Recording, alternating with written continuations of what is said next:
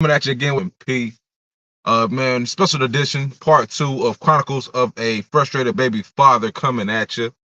So, just for the people, the new viewers and people that's listening, it's got to break it down of this whole scenario that I'm talking about.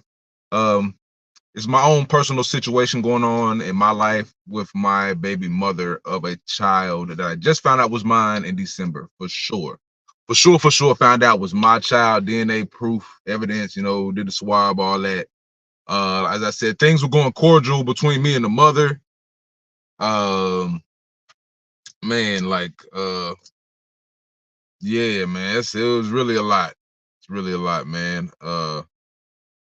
Things were going, as I said, things were going cordial between me and the mother, man, and then they just derailed, But I'm gonna go back into this part two, man. Where I left off, I was talking about how the child was still with my cousin. So, give you a little run back of like I said, the previous episode. This girl who's happened to be my baby mother had a child with her.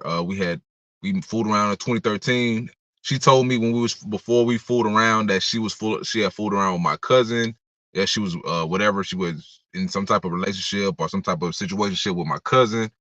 Told her I did not give a rat's ass. You know what I'm saying? Proceeded to had sex. A little bit later, found out she was pregnant. She told me she wasn't for sure who the child's father was. Could have been a Hispanic guy, could have been mine.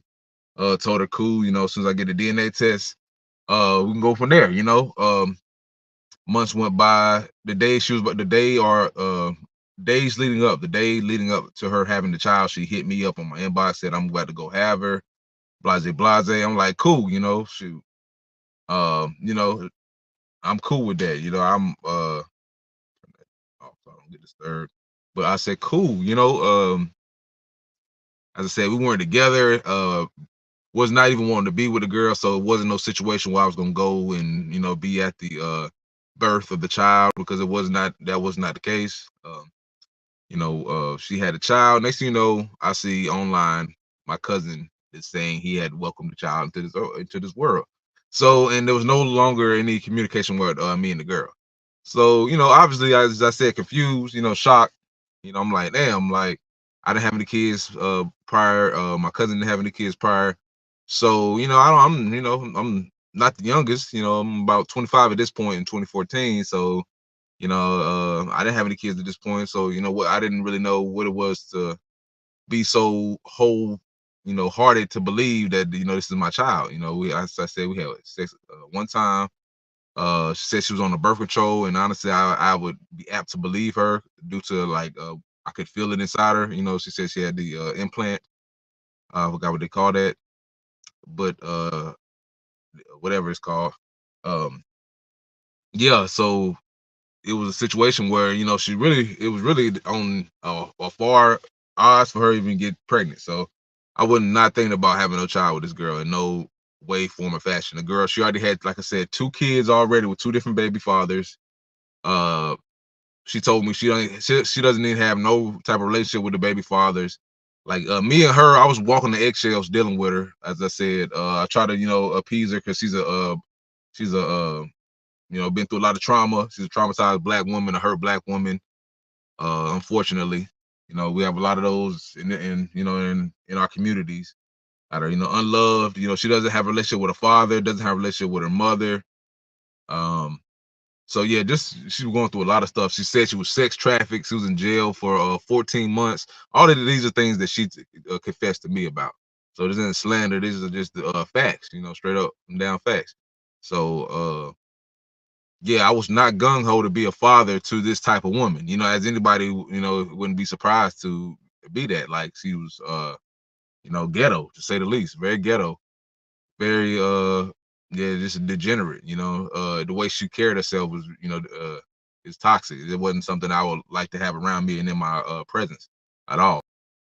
You know, uh, Laid down with her, made a mistake, and then that's how God works. God works in mysterious ways. Like, a mistake can be lifelong, that's just how it works. So I want, like, as I say, to be an example to men, I love me, so I'm definitely love my child. Definitely want to have, if that's my child, you know, want to have some type of relationship with her, so that's just the facts, But anyway, back to the course. My cousin had the child. I can't give a good timeline of when he took the child or when he took sole custody of the child. If I wanted to, I'd go back and look it up. It's no problem doing that. But it was early on in the little girl's life where where he took the child. As I said, I was not gung ho to be a father. I'd be the first one to admit I wasn't kicking down doors, knocking down doors, going to talk to my cousin and I think that's my child. That was not the case. At 25 years old, I can take full accountability for that. I was not that guy. I was not that guy. I was under the understanding that she thought she believed it was my child. We'd go get a DNA test together at me and the potential mother, and that would be the end. I didn't foresee third parties being involved, in which I would have to reach out to people which I'm not even used to reaching out to, talk to people which I'm not even have any relationship with to talk to in that way. So that was the biggest thing with me. Like, just like like what I didn't know what to do. I was stuck in between a rock and a hard place, and I chose to bow out and stay out the way of it. Honestly, as I said, time went on. Me and the girl would talk. She would still be under the suspicion to me.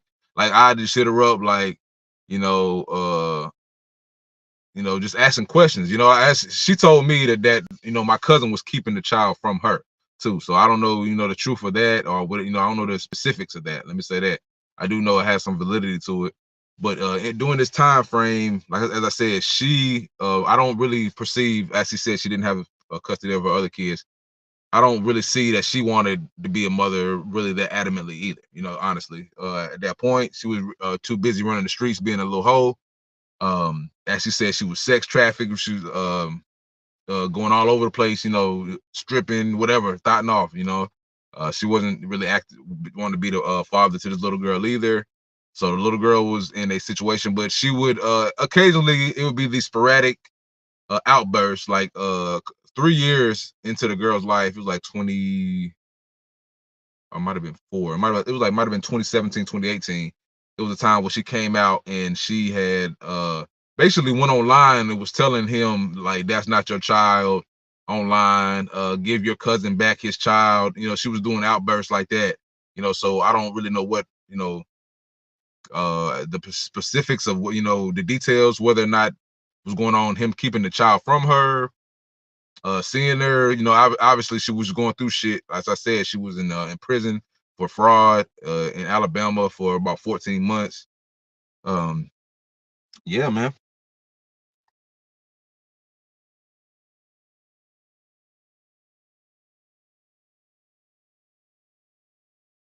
Y'all get that water in you. Get that water, H2O. But yeah, she was incarcerated for 14 months. As she said, she was sex trafficked. I think one time she was living in Miami or Florida at one point. Alabama, she got arrested in Alabama.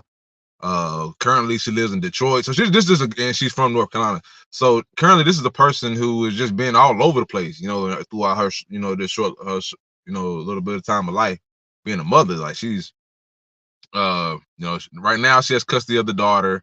I'm gonna break down how that went into effect. But yeah, it was years, time going by where she was not the primary caregiver of her daughter due to being incarcerated or due to just not even interested in being a mother.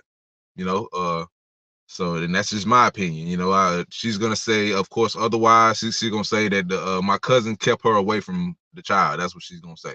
You know what I'm saying? Of course, because that's just she's a victim. Everything that ever happened to her, she's always a victim. On her platform, she talks about just how she went through hell with her own family. Being forced into molestation. She has said her mother forced her into molestation, and ancestral molestation in her family. It's just some crazy shit that really no human being should be subjected to. Honestly, that's some stuff I didn't even know about her, at all as well. So we are a traumatized bunch. As I said, we're a traumatized, repressed bunch, and we raising kids as a traumatized, repressed bunch of people. That's the scariest part to me. Black people being so repressed and so traumatized, but also being mothers and fathers. That's scary to me, and not working on it, not working on themselves, continuing to repress that, and probably subjecting your kids to the same, trauma and issues that you didn't face. Now, that's just my personal opinion. But yeah, so as I said, she has custody of the girl right now. It's the only child she has custody of currently. Uh, like I said, she had a son when she was 15, 16.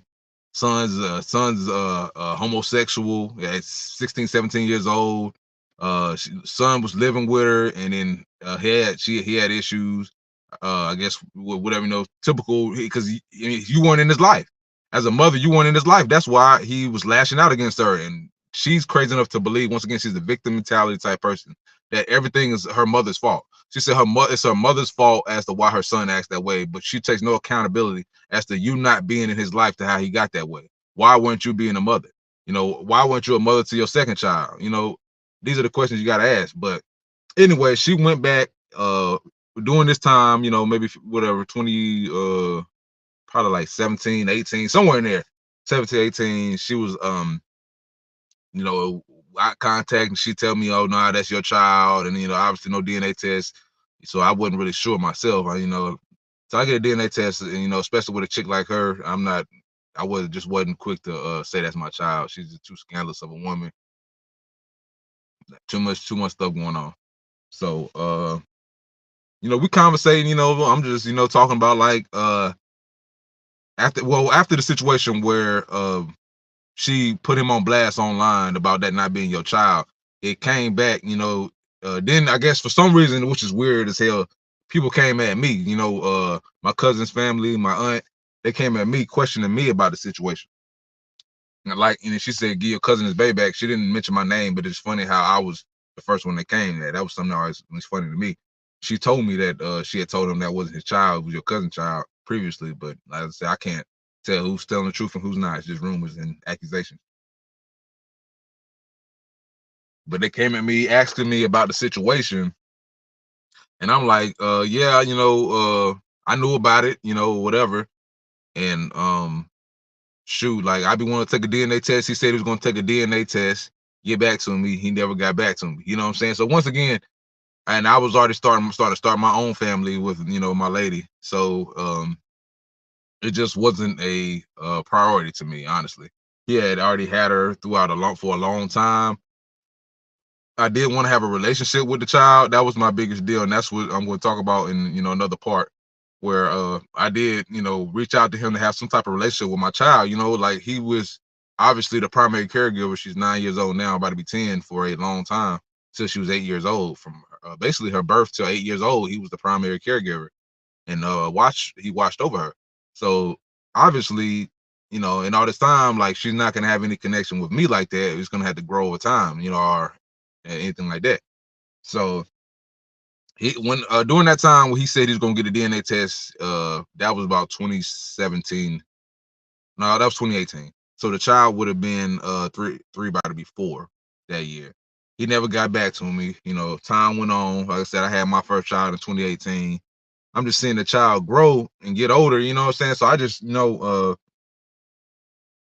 reaching out to the girl, like, I just want to have some type of relationship, or I really wanted to know for sure, because it was always rumors and speculation at this point, and time was going by that, and he knew he never got back to me about the DNA test or the results of any DNA test he took. And it was just rumors, and the girl was looking, everybody speculating she looked like me, as she had certain features. So I'm just like, I'm curious at this point, I'm growing, I'm becoming more of, I guess you could say, I'm growing as a man. I'm growing as a man. I'm becoming more spiritual, and more just accountable for your actions as a person. That's your tribe. That no matter what, that's still a part of you. No matter how she came to get here, no matter how that child came to get here, that's still a part of you. So it was more so like, if you already know, I just wanted to know the truth. Because it was she about 3, 4. She about 3, about to be 4, when that situation came up where we were confronted, and it was supposed to be a DNA test. And I never got back. A couple years went by. I'm reaching out to the mom. Mom's trying to talk to him, and she's being shut out. She's telling me she's being shut out by my cousin. Um, so I really don't know where to go with it. really don't know where to go. I reached out to him, and just asked him like, if we get a DNA test or whatever like that. I'm just trying to see what's going on, and it was just a messy situation after that. After she came out and put him on blast, but yeah, the her situation is it was just it wasn't stable. It was unstable at one point. She's got her living arrangements together, and she has custody of the girl now. How that came to pass, but I'm gonna talk in the next episode about how that came to pass. Us the exchange of the child going from my cousin to back to her biological mother, and how just the whole situation, man. How I once again I was put on the outs from the baby mother. She had some type of issue with me. She got mad that I wanted a DNA test, and I was the one that what I'm saying, like I wouldn't just wholeheartedly believe in shit. I just wanted a DNA test for my own proof. That was it. Like once he finally got the child back, that's all I wanted. Like basically, I just want to talk about how there's so many baby mothers and baby fathers once again that just can't see the eye to eye. There's a lot of trauma that blocks the ability to be cordial with each other or to be able to maintain hospitality toward each other. It's sad. We can't come together for the betterment of this child. And just the black community, man, we are definitely losing, because this is a microcosm. My situation is not unique to myself. There's plenty brothers going through shit like this. Unfortunately, that's the sad part about the black community. Like as I said before, I never wanted to be a part of no nigga shit, and I'm stuck right in the middle of some nigga shit where a seed of my own is out here.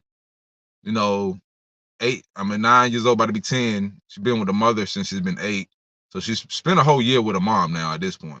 They lived in a hotel for a little bit. The mom, before she got the child, she had the other son, the older son, and they were living in a situation where basically, she got she was paying a lease, and she was paying for somebody, and she wasn't on the lease. Basically, she was basically as they call squatting.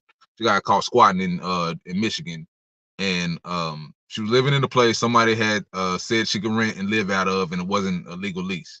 So, and she got arrested, and some situation happened where they did it illegally, and she was able to stay in a hotel room. Her and then her son, and then she got a daughter back, and they were living in a hotel room for a little bit. Now she's in a subsidized housing situation. So I mean, she's stable, and I'm happy for them, happy for her. As I said, she kicked the son out due to he was acting hostile or going through teenage issues, And it's just funny how she told me herself, which this is just the wild part. When I'm walking on eggshells talking to this girl who's, like I said, a hurt person, a traumatized person, a just grew up, and as she said, she calls her mother a narcissist mother, calls her mom a demon, all type of stuff, wishes death on her mother. Just a sad individual, has wished death on me before. She's a woman that we're not even that close or that tight. That's the crazy part. I tell her all the time, like, you don't know me. Stop assuming, stop projecting your life or anything that you know on me. We all we did was have sex. Like, you don't know me, you as a person. She said when she came in down here, and I saw my daughter for the first time when I got a DNA test in around Thanksgiving time. Like, we have not seen each other in 10 years face to face. Like, that's wild. Like, two people that we have not seen each other face to face in over 10 years. Since we had sex in 2013, I did not see her to the end of 2023.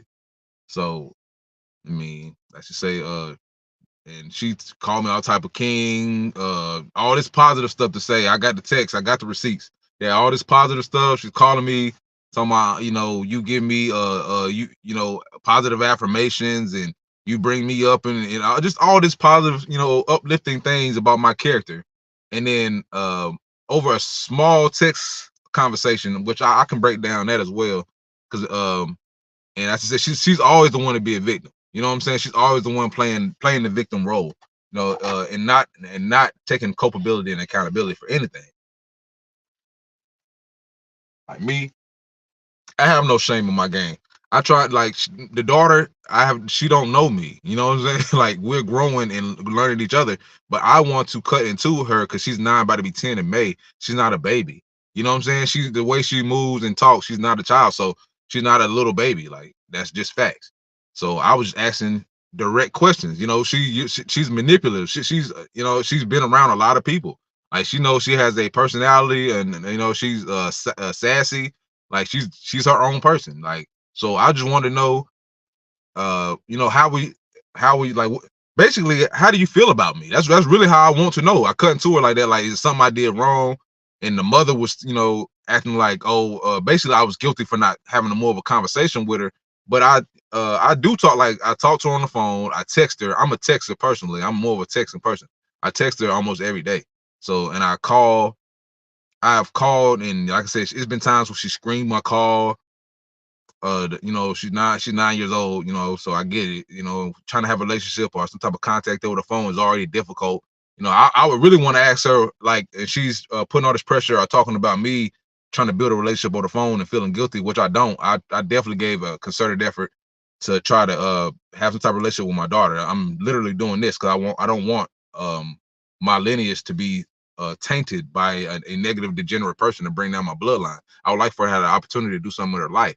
But me conversating over the phone isn't it. I have 3 kids here where I'm at with my lady and my fiance. I have 3 kids already.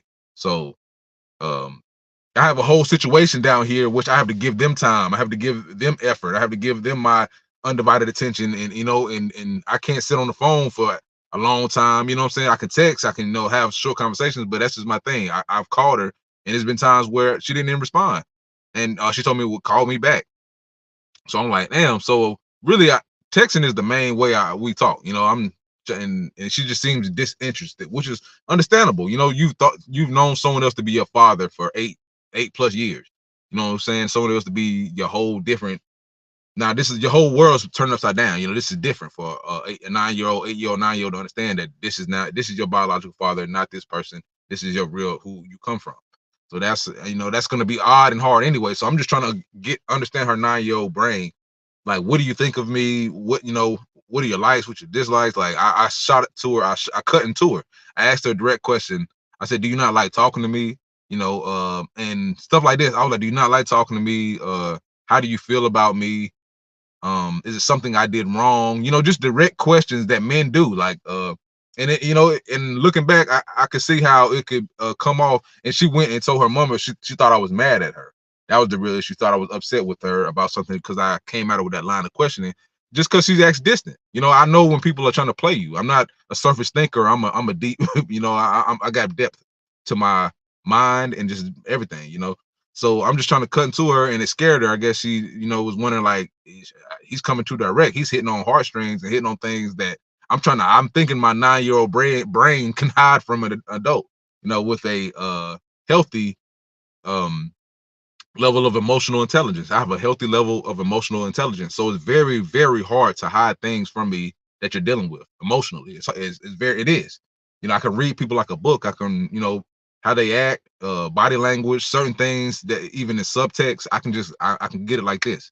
So I just want to know, like, because it's not gonna harm me none. I told him that, like, it's not gonna bother me if she said I hate you, because where were you? You know, anything. I just want to know, how do you feel?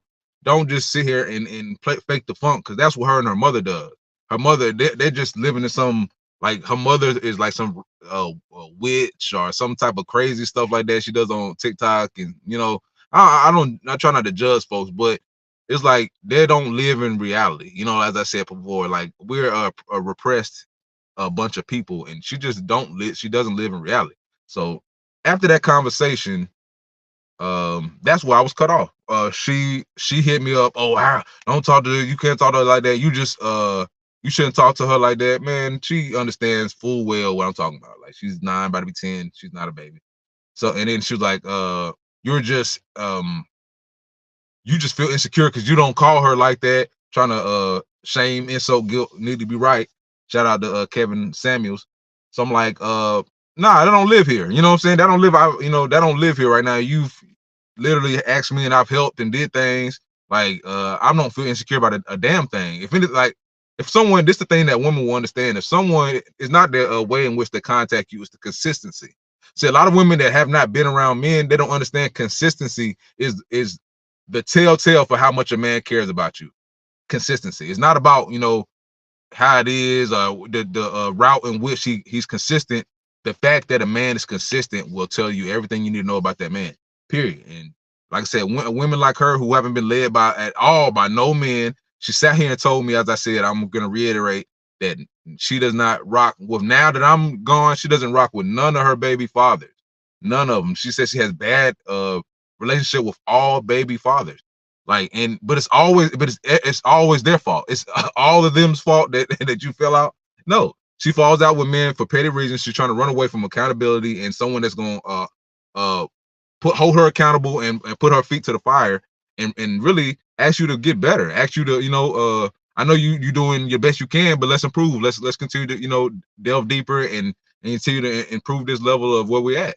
So yeah, man, that's just it, man. So I appreciate it, man.